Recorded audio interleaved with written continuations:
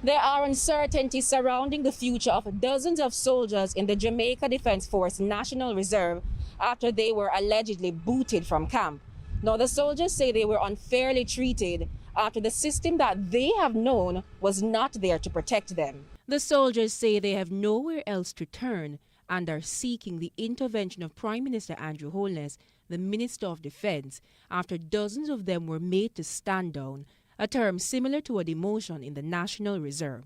The soldiers claim that having failed requirement tests, the policy was not followed of being allowed a second chance. Instead, they were called to the South Camp Road headquarters to receive a paper indicating their mandatory leave from work. For the Chief of Staff to stand us down at this time and send us in the street, what are they sending us to do? To get involved in illegal activity? We're asking the Prime Minister, Mr. Andrew Holness, he's the chairman of the Defense Board, we are asking him to please address this situation for us. We are suffering in the National Reserve. The officers say they feel betrayed after it was rumored back in the summer that the battalion was being made to stand down, one that was put to rest by Major General Rocky Meade. But now, the soldiers say they were not given any notice. Moreover, he said the job market is not kind to reserves. Employers, companies, even the government entity, some government entity, are reluctant to employ reservists because at times you have to be away from your work for a significant period of times, right? So the job market for reservists now, especially in COVID time, it's very difficult. CVM Live reached out to the Jamaica Defense Force almost 2 weeks ago about the issue, but have not received a response. The Duane Park police have arrested the man wanted in relation to a wounding incident involving an elderly blind man in New Haven last week. Abraham Robinson was found with chop wounds to his hands on Saturday, October 31, when the CVM Live team visited the community to report on the impact of flooding in the area.